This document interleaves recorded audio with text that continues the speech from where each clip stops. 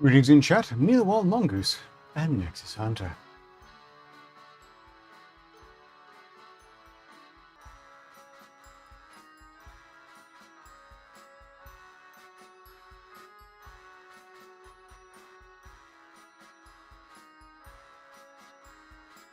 YouTube just tried to recommend Short Fat Otaku to me. So I guess he's who the right executive. But I really have to insist not recommend that channel to me ever again.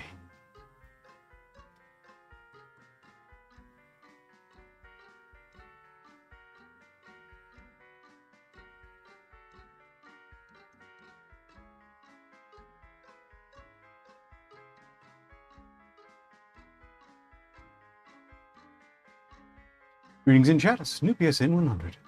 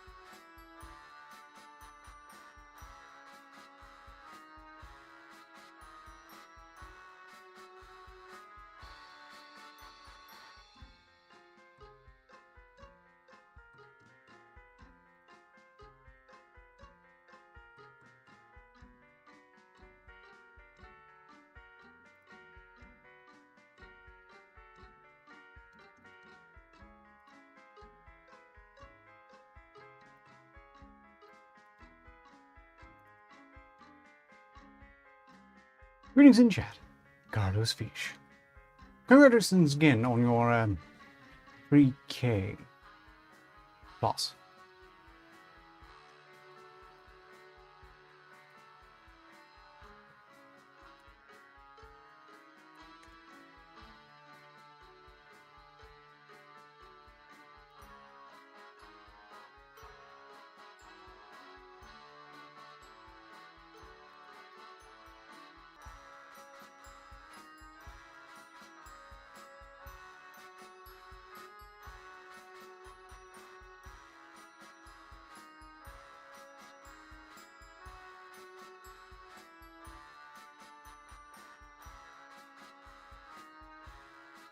Thank you, SnoopySN100, for bringing that wonderful bit of news. Very cheering. I'm mostly just baffled it took so long. A little bit.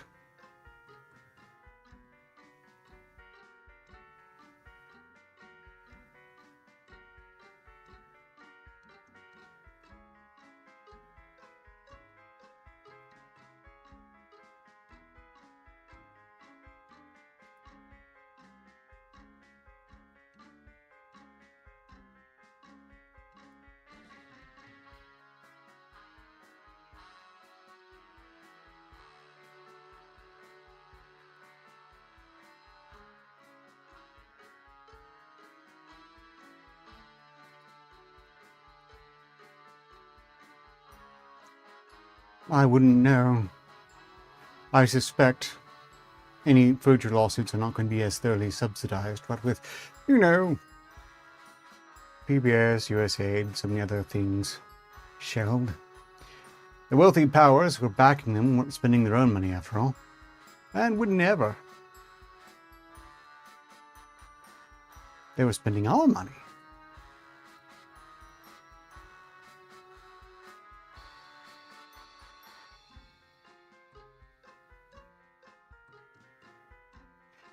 Yes, PBS is not history, which does make me a bit sad. After all, I was pretty much raised on it. It's, in fact, one of my leading theories as to why I might be typically accused of sounding British, having watched way too much Monty Python, Doctor Who, and Red Dwarf in my youth. That it should be gone is sad. But hey, at least the episodes of all those can be found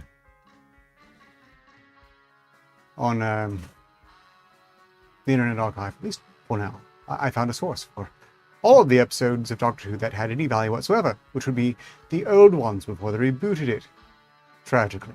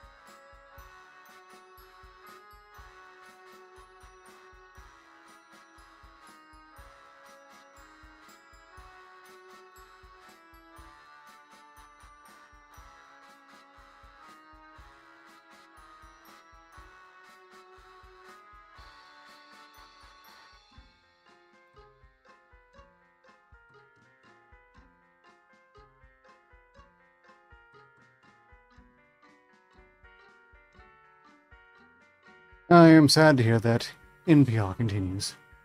But at this rate, it seems only a matter of time before it ceases to.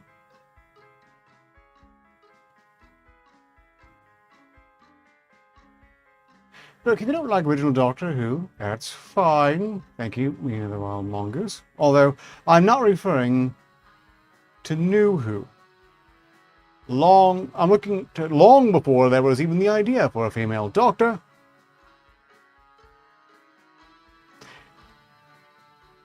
And Mad Cow is more accurately the female equivalent of the guy they already released. You know, the mad jibbing robot man. What was his name? Had his own show for a bit, got cancelled much faster. He's still gibbering mindlessly to Twitter, despite having vowed to leave about 6 times now. Greetings in chat. Exodus. Well, basically, they're part of the same clone batch, I'm pretty sure. They just removed a chromosome in Madow's case. Pretty sure.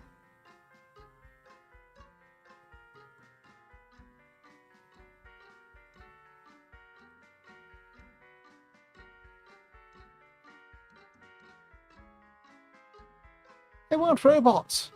They were basically tiny mechs for megalomaniacal, smug, genius slugs. And one thing they encountered in New Who is that apparently if they encountered stairs prior, they would have just hovered down them, therefore not being thwarted by stairs. Same thing could be said for K9 there. I presume he would hover as well. Look,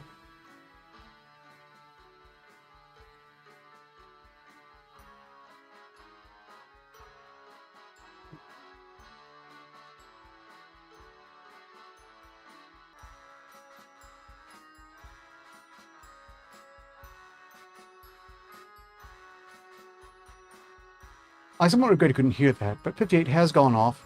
However, 58 has misunderstood the conversation. There are no mixed feelings about PBS and NPR's future. We're waiting for them to die.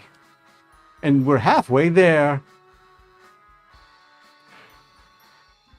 Look, meanwhile, mongoose, you have to understand the Daleks first created in the time where they simply did not have the budget for, well, mechs, robotic legs. Couldn't build a big dog. They had robots with legs, but unfortunately, to pull that off, they needed them to, well, be people in suits. They wanted something more alien still for the dog. Look, is this besides the point? My point is, it's such a pity that this series ended a long, long time ago, and nothing else happened since. Boy, wouldn't Peter Capaldi have made a great doctor in a reality where he wasn't immediately hamstrung by some of the shittiest writing ever to be put to paper? Or in this case, mindlessly tapped on a tablet by some intern.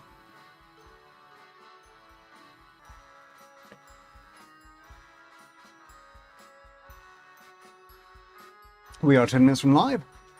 If you caught the notice, we'll be raffling off Amnesia, the bunker, once again thanks to Exodus, who has news.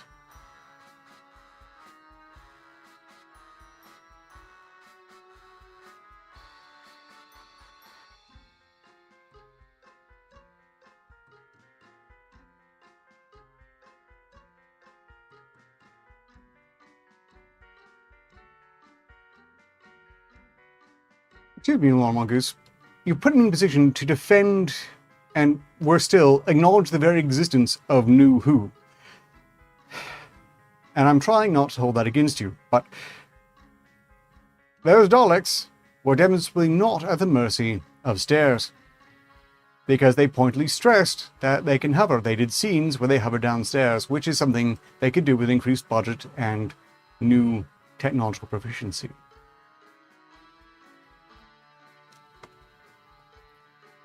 Oh. Well, that's a hell of a twist, Exodus.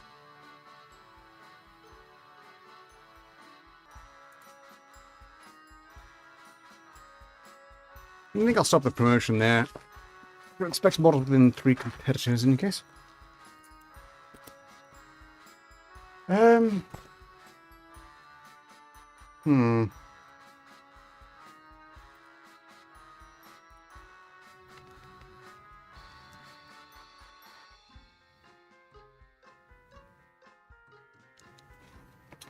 I am very glad you survived getting shot. Very sorry to hear that you were shot. And hope any remaining healing can be done prove swift. Egads. Really most unexpected.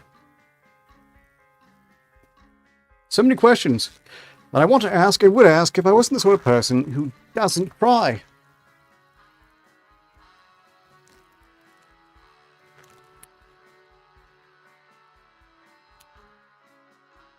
Buttons on one glove are imperfect, but for the speed of the man's work, I don't think I'll against them. I'm sorry, bit of a distracted tangent.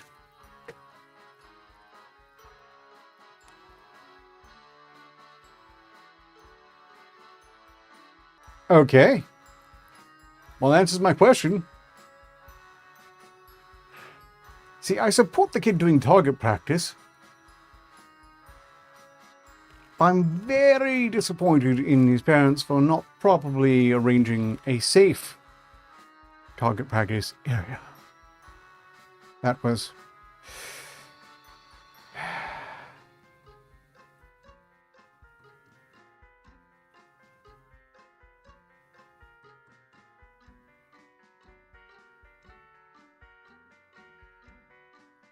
And strictly speaking, when it comes to the villains of Doctor Who, the Daleks not being able to go downstairs is actually pretty low on major concerns.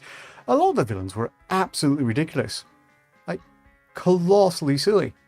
Most of them required you to stand in one place for around 30 minutes, so that they could slowly, menacingly approach you, and then maybe put their oversized prop mitts on you somehow, at which point you're totally doomed. This could typically be avoided by, I don't know, not standing there for 30 minutes. And that's a very valid complaint. The thing is that the writing was typically good enough to where you could forgive that. After all, it wasn't preaching at you. And if you did observe the problem with the toilet plunger slowly approaching monster thing, well then, if you ever encountered by a giant monster in the future, you already knew what not to do. Say, like, stand there for 30 minutes. Or, in the case of units, Soldiers, keep shooting it with a gun that isn't working as it slowly comes closer to you. At least try a grenade or something. I suppose it made sense though, because they were British and therefore naturally useless. For my fondness of a lot of British media, I have come to be kind of pissed at them collectively. It's unfair. I mean, being pissed at individuals is fine, but as a whole, well, I should watch that. Or I'm dangerously close to lumping the British and the French into the same idiot bucket. Greetings in chat. Eric Pug. We are 5 minutes from live. And once again, we are rattling off game, thanks to... Oh, it's going off again.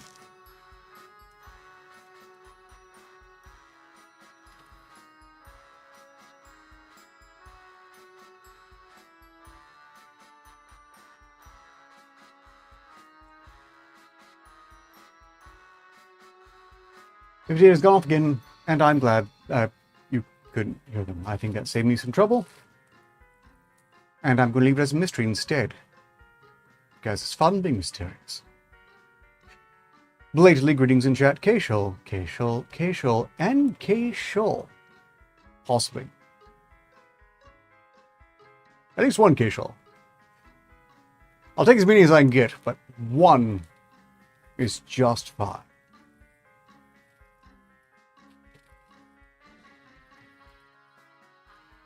Well, I do try to pay attention to chat prior to show proper. Presuming I've gotten everything I need done to get done in order to do the show done. Which I have. This time. Despite my efforts to distract myself, I was getting into an argument over wizards elsewhere. Well, I was being ignored for my completely unwarranted input on an argument about wizards. As they should have. I was probably pissing them all off. Gently. They otherwise tolerate me there. Pretty sure.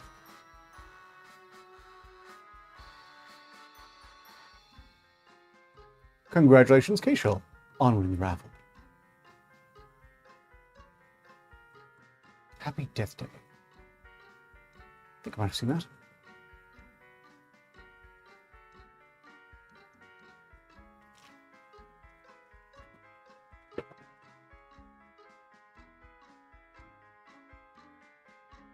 Novel.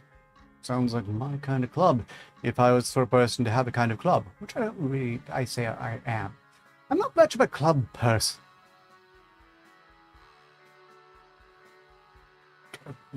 All collabs, that's it. It's really all I needed.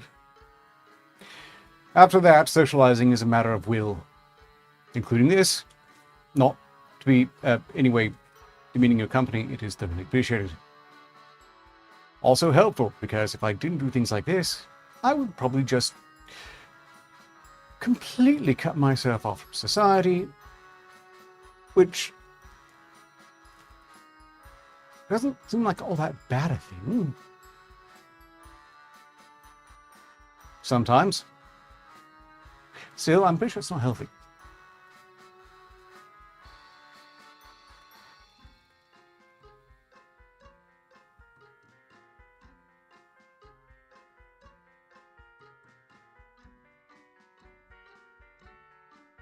Yeah, I prefer maces, axes, and swords.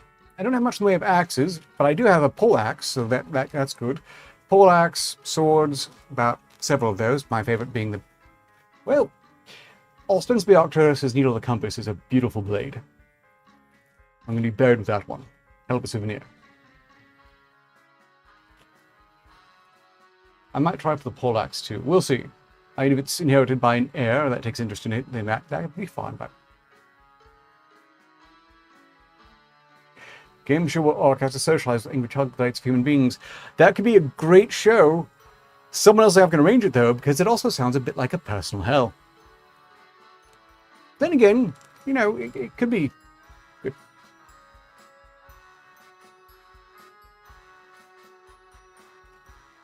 Tee-hee.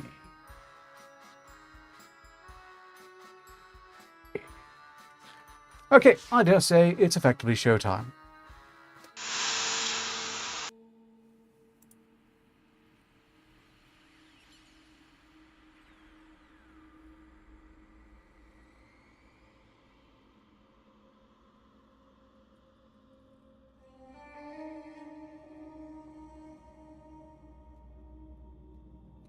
Greetings all, I'm Director Arctic Labs, which is typically the case, and welcome to the SCP read, or the SCPR, helping keep SCPs alive. Not that it really needs my help, but I've been doing it this long, I'm probably going to stick with it. Pretty sure. I mean, it's been quite a few years now. Shame to just not now. I think the reason I'm having trouble getting rolling is primarily because, I couldn't do it last week and couldn't do it the week prior, so now it's not as much ingrained into my routine. I had to force myself a bit on this one. But that's my problem, not yours. We are rattling off Amnesia the Bunker, which I will play the trailer for at the end of the first SCP, which is SCP-7633. User Director Arcater, chat seems to enjoy your pre-show interactions. K. Shull shared about a fun horror club meeting, sparking interest. There's also playful banter about weapon preferences and a humorous TV show idea involving Andrew Tate. Okay. Well, you did say horrible troglodyte of a human being. And Andrew Tate would surely qualify. Which means it's much more of a hellscape of an idea than I think I ever would have imagined. Thank you for that, 58.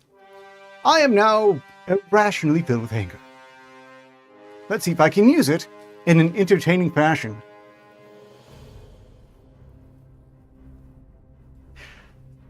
And greetings to anyone in chat who might be lurking. By the way, if those of you who feel your audio quality is up to snuff and want to hop in, namely if it's like Haven in particular, or anyone who's done it prior, really, then that's an option. Let me know. Might want to DM me directly on Discord, and also let me know in chat that you did want to do that. Otherwise, I will probably miss it. Cats, I need a haircut. Sweltering. Too warm, entirely. Right. Item SB-7633. Object class was Euclid, now neutralized. But if it's neutralized, it doesn't require containment. Why is it there? Shouldn't it free up the number? But this is a pet peeve. I can only assume it's not actually neutralized, and this is one of the idiot foundations. Let's find out. Special containment procedures are now irrelevant, ergo, why the hell should I read it? As of very date 2005, SB-7633 poses no risk to secrecy or civilian life. Area 419 has been deconstructed to reserve resources, to reclaim resources, to conserve resources, not reserve. Description. SB-7633 is a bunker located in the U.S. state of South Dakota, specifically in the Black Hills region, constructed out of concrete and steel. Subjects approaching the entrance to SB-7633 report anomalous sensory phenomena, included, but not limited to, smelling and tasting copper, hearing noises unheard by other individuals nearby, such as distant screams and explosions, feeling pout and scratching across the body. I just can't get the idea of having to run a game show regularly interacting with Andrew Tate in any way out of my head. And it makes me angry every time. And you know, if that sort of thing did happen, it wouldn't just be Andrew Tate. He's basically conjoined to his asshole twin, Tristan Tate. Every episode would be me struggling with wondering, would it be worth going to jail to take them both out?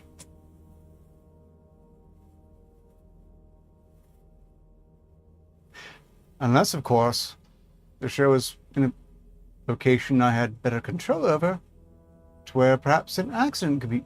Look, that's quite a distraction. Looks like a strange sheet. No idea what you mean. But I am getting distracted. Subjects entering SCP-7633 through the vault's door show an increased heart rate, an extreme boost of adrenaline, shutting the door behind them and moving deeper into the bunker. Subjects removed from SCP-7633 all unanimously state that they believe a nuclear warhead had been detonated not far from the location, and that they felt compelled to lock themselves inside SCP-7633 to avoid the blast. Testing has revealed this fact can be negated through use of a thin helmet comprised of SCP-143 telekill alloy, which is a terrible idea, which for the sake of simplicity will be referred to here as telekill helmet. Once inside SCP-7633, subjects find themselves in an elaborate vault that cannot be mapped out due to the fact that certain parts of the building will move on random intervals, making traversal and mapping accordingly difficult. Addendum 76331. The following are 3 transcripts of expeditions conducted by D-Class personnel following the discovery that SCP-7633's properties could be negated via SCP-148.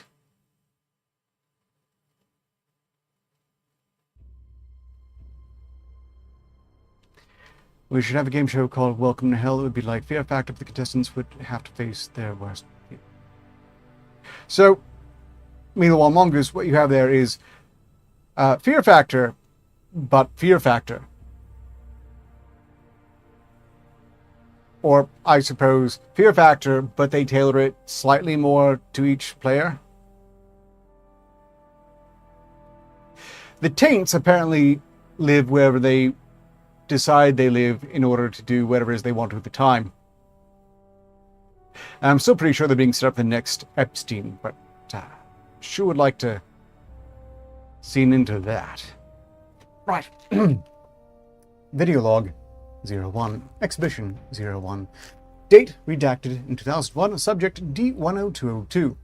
Preparation. Subject provided radio, a short supply of rations, 2 bottles of water, a head-mounted camera, and a telekill helmet. Begin log. We seem to have only the control, the narrator, and D10202. D10202, is the radio working properly? Yeah, I can hear you. Alright, proceed into the bunker. D10202 enters the bunker and walks forward until he comes to a 4-way intersection of hallways. At this point, the camera feed is overlaid with light static, despite the fact that D10202 should not be far enough away from the entrance to cause this. The change is reported to Dr. Banker, head researcher of SCP-7633 and director of Area 419. Which way do I go? Keep going forward. 10:35, 1717. D10202 continues walking to the emergency doors. At this point, he begins gagging. What the fuck is this smell? Trying to track the source of the odor. It seems like it's coming from this door. Open the door. I got it. D10202 goes on. The camera feed is at such an angle to where the source of the smell cannot be seen by control, only the wall of the small room it is in. D10202, what do you see? It's a corpse. It looks like it's been rotting for a while, and you can see the bone in some parts. Oh god. D10202 can be heard vomiting. It's so tall, this body, man. It's like fucking 8 feet tall, 9. It still looks human.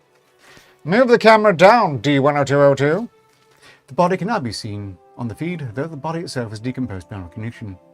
Can I go now? This is seriously fucked up, man. Open the other door. Yeah, alright. D10202 opens the other door, and inside is a small room, not unlike the other. However, this room is empty. Alright, stop making way back to the entrance. D10202 does not respond, but obeys the orders, retracing his steps. What? No, fuck. What is it? Oh, wait, it's different. The intersection thing is gone, and it goes right. Get me out of here. D10202, you won't give me as much to work on. What do you mean it's gone? At this time, SCP-7633's consistently shifting layout was not known to SCP Foundation personnel. 2102. D10202 continues to panic, begging Control to make it go back to where it was. This culminates in D10202 throwing the radio, camera, and telekill helmet to the ground in a fit of hysteria and running deeper into SP763. D10202 is currently presumed dead, and certainly deserves to be.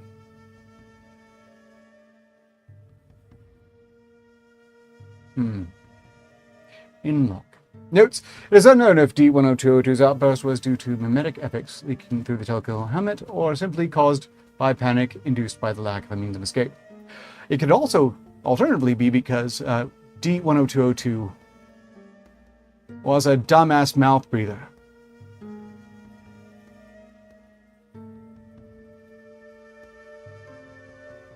Expedition 2. Redacted date in 2001. Subject D08577. Preparation. Subject provided with a harness fastened to the waist, radio, short supply of rations, 2 balls of water, head mount camera, and a telekill helmet. Begin log. Control, D08577 is the harness wrapped tightly around your waist. Yeah, don't worry, this thing isn't budging. Good. Enter the vault. D08577 enters the vault. After 6 minutes, D08577 comes across a fork. There's a 2-way hallway. Do I go left? All right.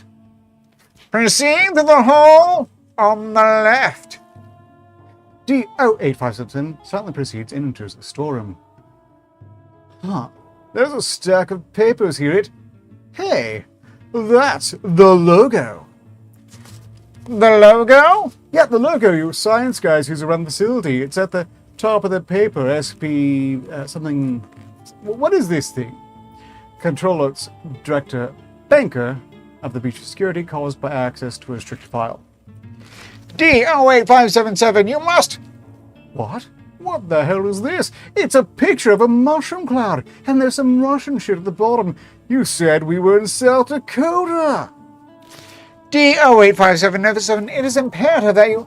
While Control was speaking, a masculine voice in Russian interrupted him. Later, when the tape was given to a Dr. A. Soul, a Russian translator, he was able to determine the content of the speech, which was as follows. Ah, look, a convict, come, we have food and beds to spare. What it's like out there? Any mutants? Ha, I joke, of course. Everything is dead, yes? The camera feed cuts to static for 2 hours. 2312 to 2320, the camera feed cuts back to reveal D08577 sitting in a crude building inside the vault built from scrap metal. D08577, can you hear me? Oh, thank God you're back! You need to get me out of here. These people are fucking insane. Can you describe what has happened? In the time contact was lost? All right, let's see. Well, when those guys in the weird masks first came out to me, they led me to this weird shantytown in one of the large rooms of the vault. I didn't understand why, any other shit they said, but they gave me some food that was better than the fucking granola bar, whatever you guys gave me, and I didn't really know what they were gonna do if I declined, so I went with them. After a bit, they said it was feeding time, and I followed them to a huge campfire in the middle of the town, but, I went to see what they were cooking, and it was a person. The worst part is, they were wearing the same jumpsuit I was. I realized what I ate and threw up behind one of the houses, but suddenly all of these freaks decided to go to bed at the exact same time, and I don't want to sneak out or else they'll probably fucking eat me. Weird thing is, they just ignored the harness and the camera and all the other testing shit, acted like it wasn't there. Begin following the harness back to the entrance. If anything goes wrong, we'll yank you back out on your own. Ready? All right, and running. The 08577 begins running towards the entrance SP7633. However, almost exactly after reaching the halfway point, the rope snaps. The camera cuts to static for 3 hours.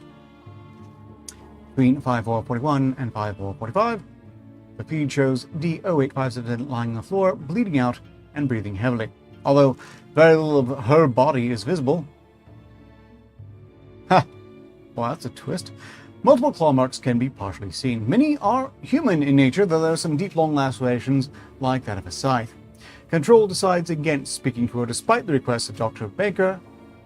Shortly after, D08577 ceases all functions, presumed dead, and the feed is cut. Video log 03. Redacted date in 2002. Subject D3435. Preparation. Subject provided a harness fastened to the waist, a radio, and a short supply of rations. 2 bottles of water, a head-mounted camera, an HNK USB sidearm, and a telekill helmet.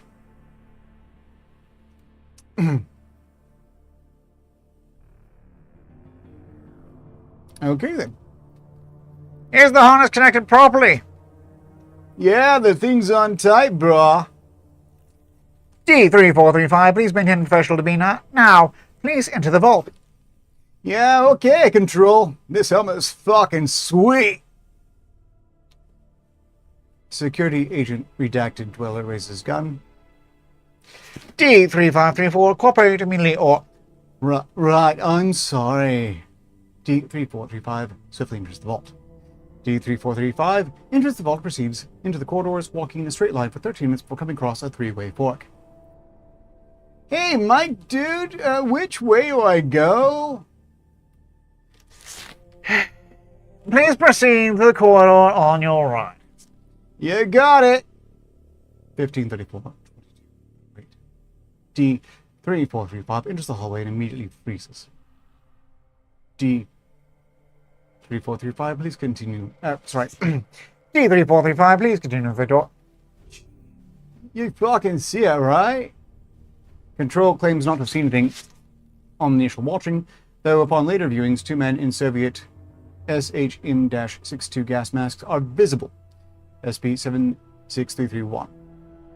SP-76331 instances appear to be gently stroking the air. They do not show any movement apart from this, staring directly at D3435. 3435. Nothing is visible on your camera feed. What do you see? This was apparently before they learned that items are not consistently visible on camera. It's 2 guys, and where the fuck is that thing? It's so tall. Look, fuck this, man, fuck this. D3435 begins fleeing the corridor, although the 2 instances do not attempt to follow D3435. D3435 escapes in the left corridor and accidentally runs directly into another SP-7633 instance. D3435 fires 2 shots at the instance, so the first shot misses, and the SP-76331 instance does not react to the second shot, which connects. The instance strikes D3435 with his fist. The camera feed cuts to static for 1 hour. When the camera feed resumes, although the camera and microphone have been removed from D3435's person and are lying on a table inside a pale green tent, 2 instances of SP-76331 speak to each other on the far side of the room. However, the speech is incomprehensible. After 2 minutes, one of the SP-76331 instances glances at the camera and says something to the other instance before leaving the room for 4 minutes. The instance returns to the room, this time carrying D3435, who has been bound with rope and gagged with a piece of concrete tied to his mouth.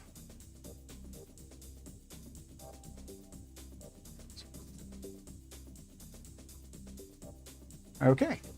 One of the SP-76331 instances steps forward and proclaims the following at the camera in Russian.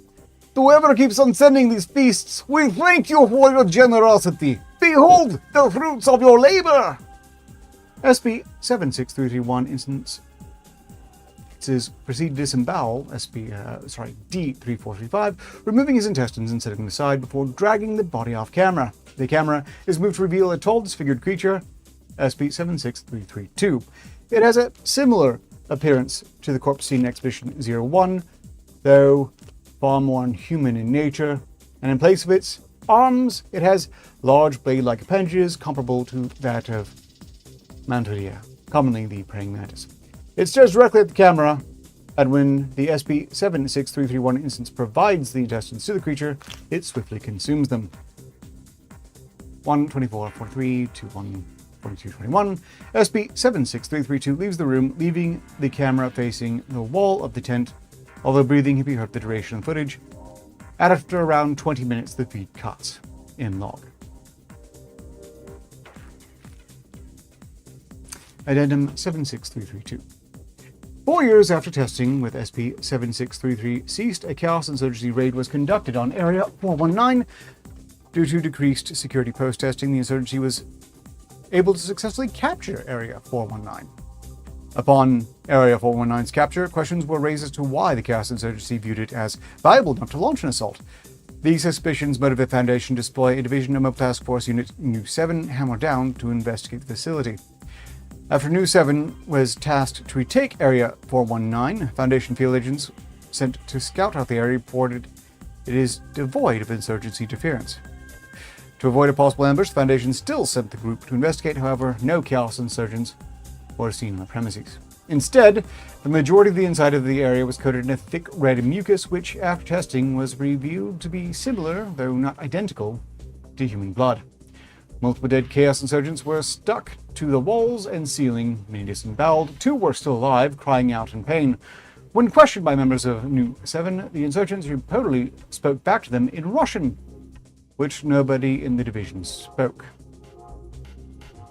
In the center of the area's courtyard, a dead instance of SCP-76331 lay, covered in the thick red mucus.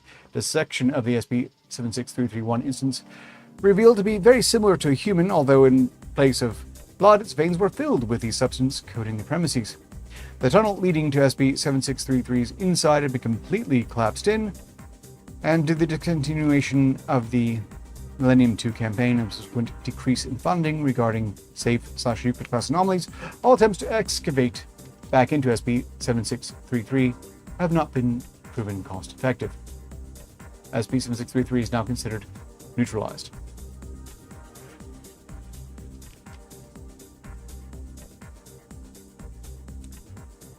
That is dumb. They are dumb. Since when, in the face of an anomaly, such as this one, would it be considered acceptable to just call it neutralized and stop prying into it because a section got collapsed? This Foundation version is idiotic.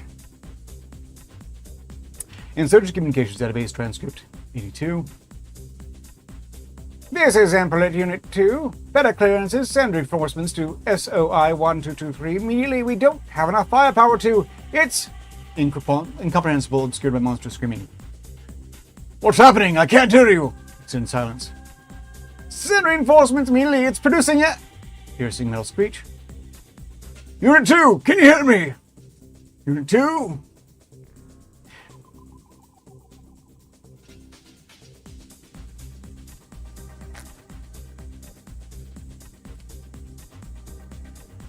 So both this iteration of the Foundation and its version of the Chaos Insurgency are comprised of spectacular idiots.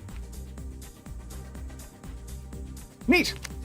Well, that brings us into this one. I basically chose it because we have a bit of a bunker theme here, and we are now done with it. But there's a lot of time remaining. You should know what to do if you've been watching these things. If there's an SP we would like read next, please post the number. And if you don't, I'll find one random. Oh, K-Shoal's on it with 5650. We will check on that next.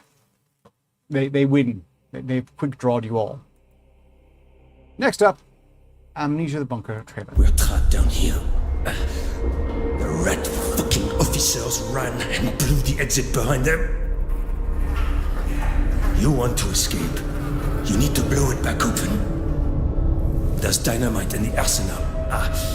And a handle to trigger it. Get them, and you can make it out. Shit. That thing, it's coming for me. No! Dear God, help me! No, no, no, no!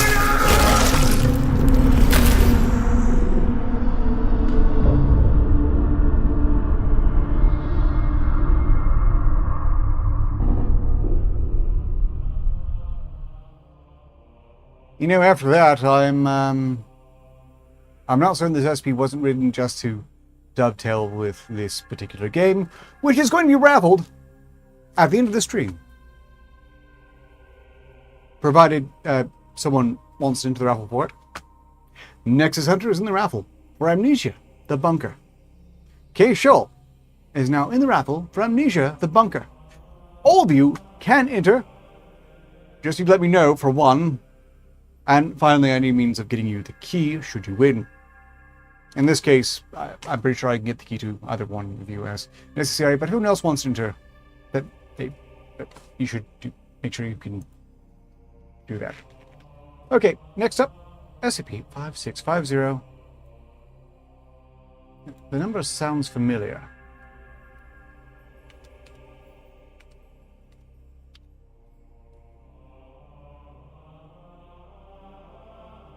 But I'm pretty sure it's not.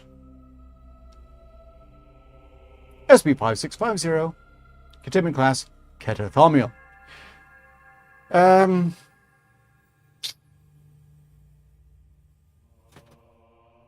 I don't like it when they add for the classifications when they're so bad at the basic three, but we'll set that aside. Special containment procedures: 5 kilograms of salmon are delivered to the Department of Tactical Mathematics. DTM.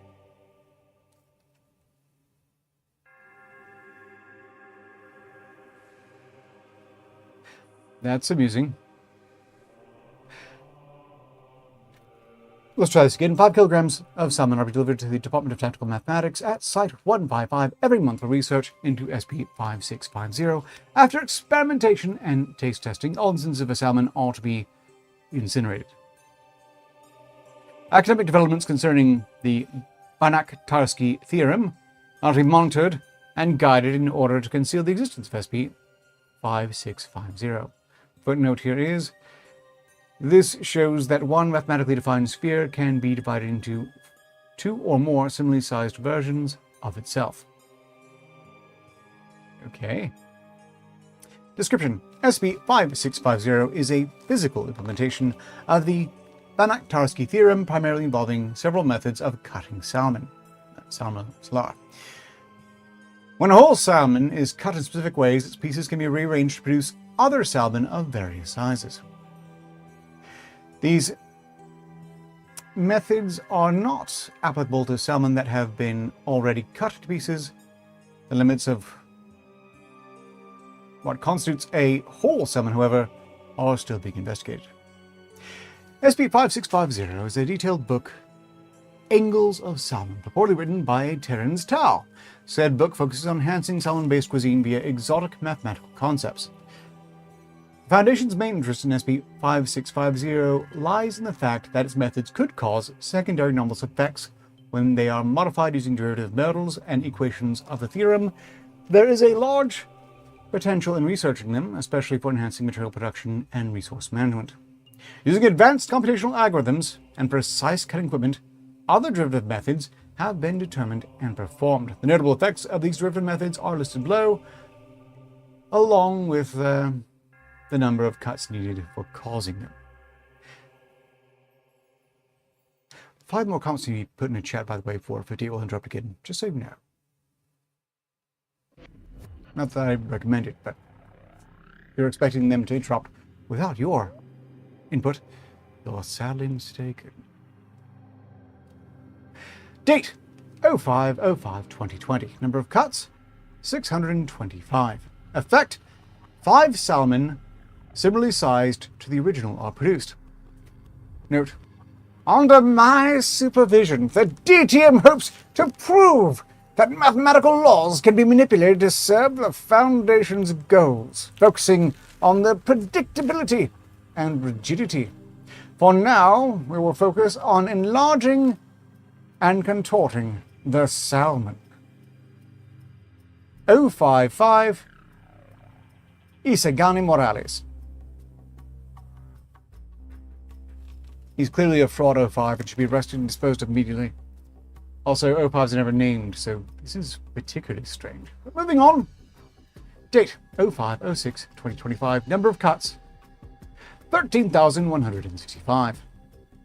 Effect 25 pieces of salmon are produced. They have an average size that is 450% greater than the original sample, while they also decompose 65% slower than expected. However, these are safe for consumption, though the flavor is stated to be too bland.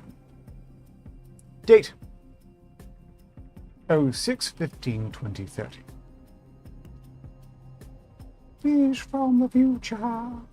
Number of cuts 1,025. Effect with no noticeable effects, 15 salmon were produced. Taste testing using D-class personnel reveals favorable taste.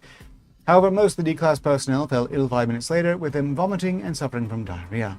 Analysis of the remaining salmon reveals that these had an average of 135 grams of Salmonella enterica inside them, despite early measurements showing only around 5 grams. Measurement systems are rechecked, with them showing larger margins of error. DTM notice. In the light of the latest experiment, research into SCP-5650 has been conducted inside an enhanced adaptive containment chamber with conceptual safeguards. Testing is to now focus on derivative methods that have a large potential for resolving or altering concept-based anomalies for the Foundation's benefit. From 055 Isagani Morales. Date 06/05/2035. Number of cuts 15,625. Effect 5 salmon with the same size the original are produced. These possess several topological anomalies, which have principles deemed to be practical for enhancing adaptive containment chambers, relating to geometric properties that are noticed under contiguous deformation, such as twisting and bending. So I suppose we're looking at fish being cut in such ways as to be greater than merely three-dimensional. I digress. Analysis of these anomalies with consideration to the Barak-Salmon theorem has revealed several means of producing more derivative methods. Meanwhile, the mathematical models using the principles of set theory have been incorrectly performing, despite proof showing that they should do so. The basis of the Barak-Salmon theorem.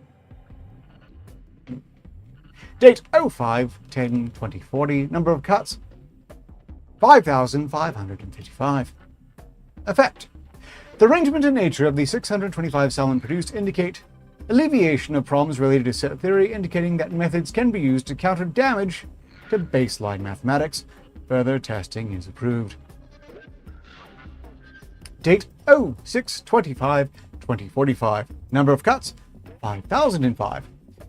Analysis of the 55 salmon produced results in the creation of a complete salmon-derived counterexample to the Salmon-Salmon theorem. In response to this, the DTM has produced a corresponding model to apply this counterexample for furthering baseline mathematics to go upstream. Well, rather, more predictable, but can still be easily manipulated. Meanwhile, testing is to continue in order to reverse conceptual damage via the use of new theorems under the DTM's belief of mathematical rigidity. Concepts can be easily studied and reconstructed from the present state using predictable mathematical laws, which seems like a dangerous belief for them to have, working at the Foundation, where all such things are uniformly unreliable. Date 06/15/2050. Number of cuts 5,055. Effect. The 55 salmon produced can be seen as minimal counterexamples to the Salmon-Tarski theorem. Sensors reported fluctuating readings of salmon floating around inside the containment chamber. Upon testing, these did not adhere to the Salmon-Tarski theorem, and taste testing elicited varying opinions. Later on, when these salmon indicate baseline mathematics and reality are moving upstream, Class A DTM protocols are now to be initiated. Further testing is required to test and manipulate this result.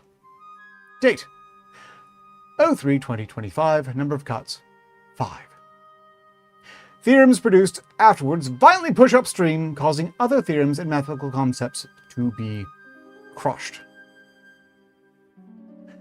Suspected to be due to physical violations of set theory reaching breaking point.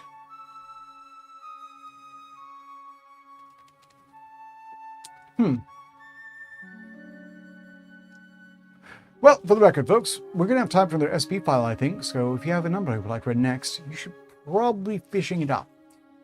Meanwhile, this all seems like a very strange way to figure out you're living in a simulation just because you've managed to screw around with game physics to the point of multiplying fish at the evident cost of fraying reality as you know it entirely. And 055 Segani Morales is clearly insane.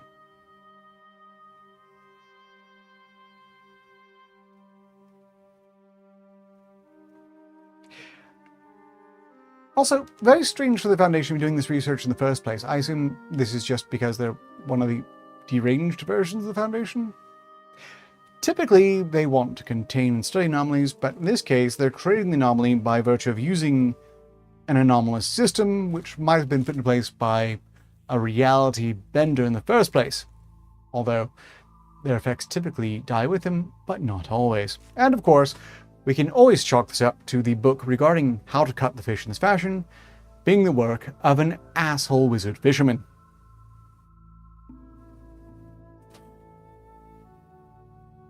There are so very few wizards in fiction that do a lot of good.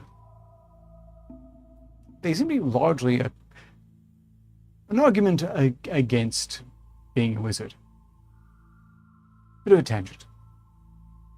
That said, all this talk about salmon has me powerfully craving sushi, and I'm not going to have access to that. Well, please do present another SP file if you want, and thoughts on this SCP would be quite welcome. I suppose, what would you do if you knew you could multiply a fish by cutting it just right? And assuming you discovered you could, I don't think it's wise to be eating it, really.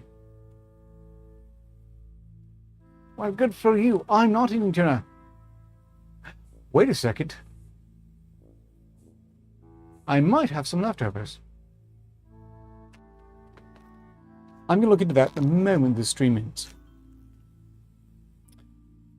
The Great Star... Oh, no. We've been to 49, and we've been to the joke version of 49 many times now, Exodus. I prefer the joke version.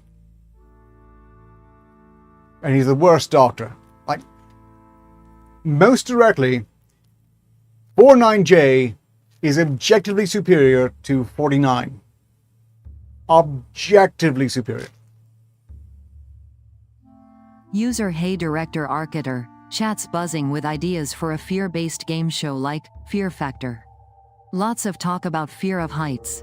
Also, K. Shull wants to join the raffle, and Nexy's Hunter is keen to participate. Thank you. 58. Rosalie, well, look, it's so hard to tell that you aren't serious in text. But I do invoke the whole, I have the option to pass. If it's been done before, and it's been done a few times now. Still, sincerely prefer 49J to 49. They're both pretty ridiculous. But 49 is much better at his job. In that he does actually cure ailments. Admittedly, he's just beating someone to death with a shoe, but they're no longer suffering once he's done that.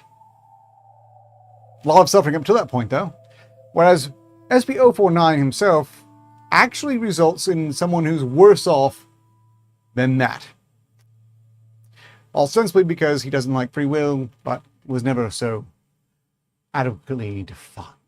Speaking of SPs that are J files, this one seems like it might as well be a J file as well. But it's not. Which mostly makes me feel bad for the J files that should be proper SCP files, of which I know there are. Unlife isn't... I think you might have meant upgrade. Bit of disagree there though, because the zombies he tends to produce, or cow-based flesh abominations waddling about don't really seem to be any happier. Pretty miserable, near as I can tell. And surely smell dramatically worse. 4 likes. Wow. That makes me sad. Only 4 likes. Well, these things happen. No worries. Although, if we get to 13 likes, this would be a successful stream by comparison. Okay, we don't have any SCP reviews, so I'm just going to launch the trailer for We're trapped down here. one more time. The rat fucking officers ran and blew the exit behind them. You want to escape. You need to blow it back open. There's dynamite in the arsenal. And a handle to trigger it. Get them, and you can make it out. Shit. That thing, it's coming for me. No! Dear God, help me! No, no, no,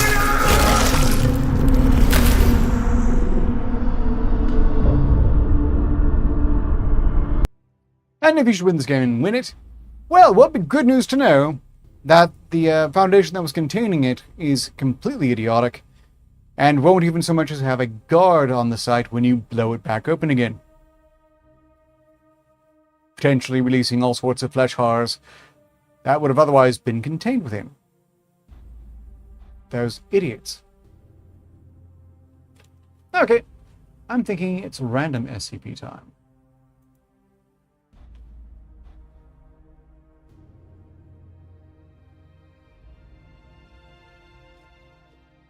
Here we go. Random SCP. 7760. Formula. How long is it? Not that long. We can fit this. Unless there's a red link that triples the size of it. And it doesn't. Huzzah! I'm going to go through this one, run the raffle, and then call it a day. Why? Because I would have done the expected amount of time by then, probably. And if I haven't, I suppose I'll just chat with you for the remaining minutes. Without going over. Right. SCP-7760. Object class was safe and is now Awhile. Special containment procedures. All remaining 40 instances of SCP-7760 are currently stored within a high-security anomalous document container within Site-19. All personnel accessing any SCP-7760 instance must have completed Level 4 Tactile Cognitohazard training and be equipped with a standard-issue anti-tactile cognitohazardous equipment. Use and testing of any SCP-7760 instance requires direct approval of both the Site Director and the Ethics Committee. Update 05/11/2010. Description: SCP-7760 consists of a set of, well, formerly 46, now 40 playing cards. The cards are printed on a typical cardstock of mid-19th century using an otherwise non-anomalous combination of inks. No manufacturer label or mark is printed on any SCP-7760 instance. SCP-7760's instances effects occur when an individual makes direct skin contact with any instance of SCP-7760. Upon contact, causality and probability are altered through an unknown mechanism, namely detectable increases in regional EVE background radiation have been noted to occur following SCP-7760's activation, causing the individual to experience increased negative life events. These events include, but are not limited to, occurrence of traumatic accidental injuries, onset of chronic or terminal disease, significant personal monetary loss, and other financial hardships, dissolution of stable social connections, and relationship loss, occurrence of natural disasters in areas of residence, and death. The magnitude of this effect is directly proportional to the duration of contact with SCP-7760 and the value of SCP-7760 instances contacted. Instances of SCP-7760 traditionally holding higher value in Western card games, like aces, kings, queens, jacks, etc., have been noted to cause more severe effects. A notable exception to this trend occurs when an individual simultaneously contacts the Ace of Spades, the Ace of Clubs, the Eight of Spades, and the Eight of Clubs, resulting in the most severe effects SCP-7760 has demonstrated to date, usually instantaneously. No difference in effect has been noted between SCP-7760's different suits. Additionally, SCP-7760's effects appear to be cumulative. Individuals exposed to 7760 multiple times, or multiple individuals exposed to 7760 simultaneously, have been observed to receive more severe effects. Testing has revealed that anomalies that similarly alter causality are capable of negating SCP-7760's effect. Anomalies tested include SCP-181, SCP-1968, SCP-3460, SCP redacted, currently uncontained in Havana, Cuba, currently uncontained in Moscow, Russia, and currently believed in custody of DC, Undersecretary General of the Global Coalition.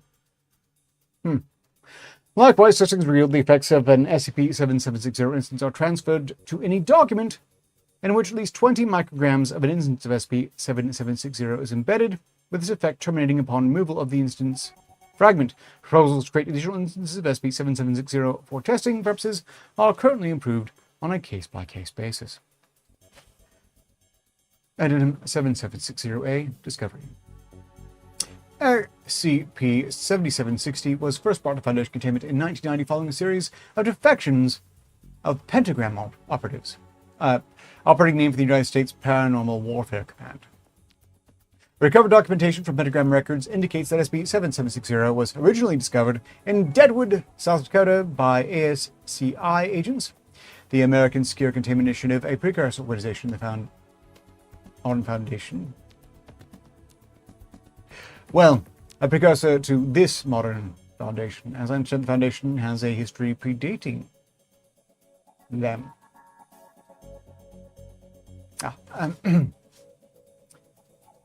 Following the town's destruction, it is unknown what extent the ASCI utilized SCP-7760 during the period that followed, as such records were lost during the assimilation of multiple ASCI assets by the Pentagram. SCP-7760 was utilized extensively by Pentagram operatives throughout the Cold War, where it was deployed as a cognito hazard against U.S. targets both domestically and abroad. The extent of this utilization resulted in full consumption of 6 SCP-7760 instances during this time. Aces of the Hearts, Ace of Heart, and Diamonds, King of Spades and Hearts, King of Hearts, Queen of Hearts, and Jack Clubs. With only 46 SCP-7760 instances surviving upon Foundation acquisition, attempts to determine which, if any, historical events are potentially due to the United States government utilization of SCP-7760 are ongoing. Records suggest the highest utilization of SCP-7760 within the Soviet Union and its allies occurred between February 1960 and October 1962, as well as December 1980 through April 1986. Successful containment of several SCP-7760 fragments located throughout the former Soviet Union shortly after the Foundation's acquisition of SCP-7760 lends credence to these reports. Pentagram records also suggest a high domestic use upon political targets in the United States between March 1963, November 1963, as well as June 1979 and May 1981, though these accounts remain unverified. Addendum 7760B Object Class Update. As of March 3rd, 2010, following successful utilization of SCP-7760 instances by MTF's Gamma 13, Asimov's Lawbringers, Delta 5, Frontrunners, Iota 10, Damn Feds, Lambda 14, 1-star reviews, Mu 3, Highest Bidders, and Alpha 1, Red Right Hand, within field operations, SCP-7760's object class has been updated to Thaumiel. Field utilization has included, but not been limited to, inclusion of SCP-7760 particles within letters and other correspondence, embedding 7760 particles into business cards offered via front companies, embedding 7760 particles into clothing tags of persons of interest, deployment of SCP-7760 particulate into Global Occult Initiative, a group of interest, building filtration systems. This myth is noteworthy for use prior to the containment of SCP-1609, and Operation Falcon Punch.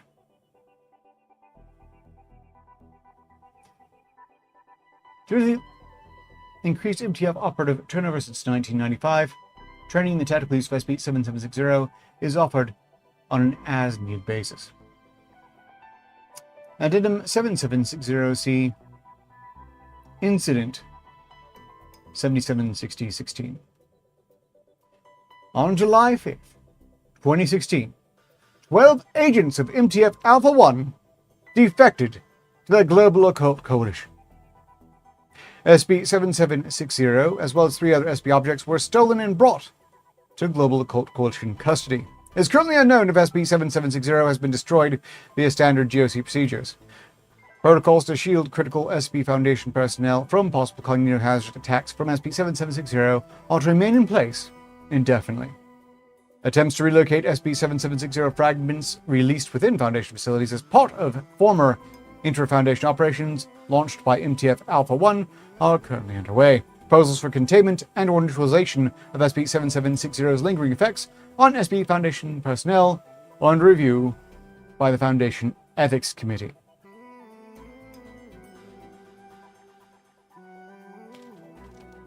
So, as we see, this particular SCP file is from an idiot version of the Foundation, but not only an incompetent version of the Foundation, but a rather bloodthirsty one that's doing so poorly a job that it's losing MTF agents to the Global Occult Coalition.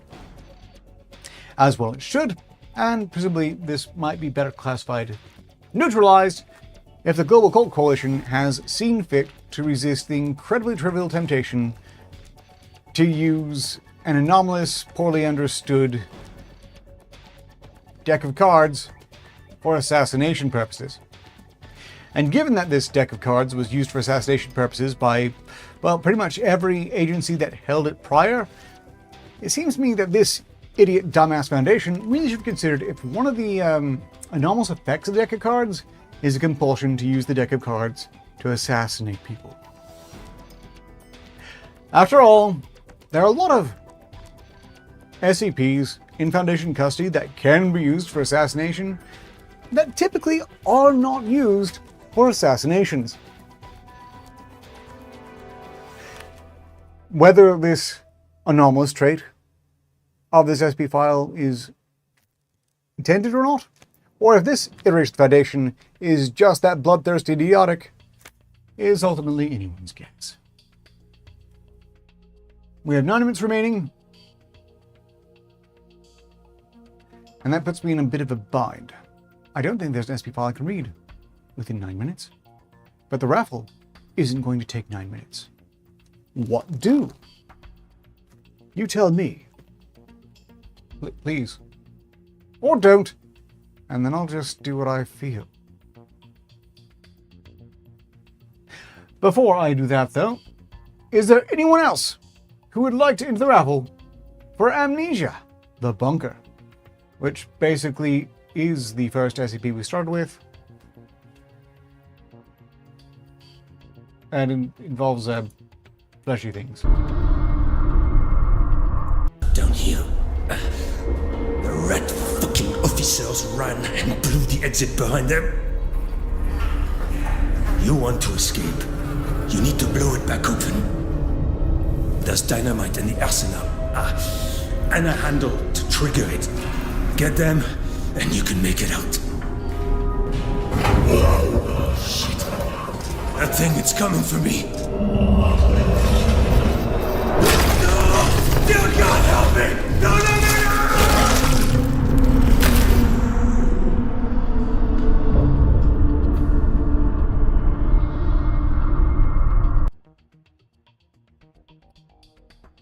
Any other members for the raffle? No? Well then, for K-Shull, we're generating a number. And that number is 6. That is inauspicious K-Shull. Next up, a number for Nexus Hunter, which is 3.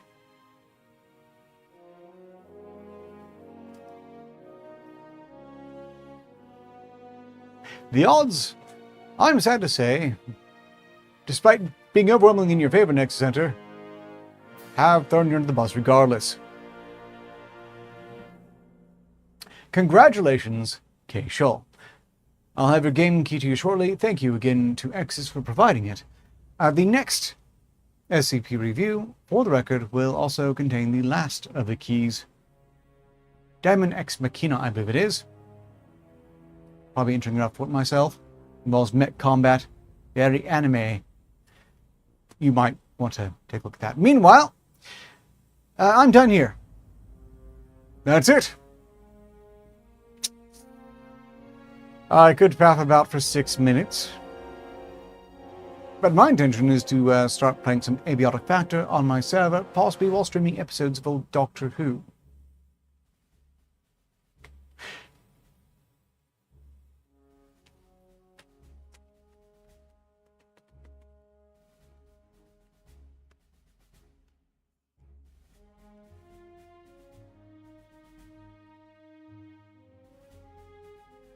Might have a drink. Oh yes, and check the leftovers for fish. So I'm still craving sushi, which I'm not going to be able to get. But I could get fish. Thank you, SnoopyS100. And thank you all who have gotten, given me your time and attention. That was neat. Okay, well, so long as progress continues, success is inevitable. All stints.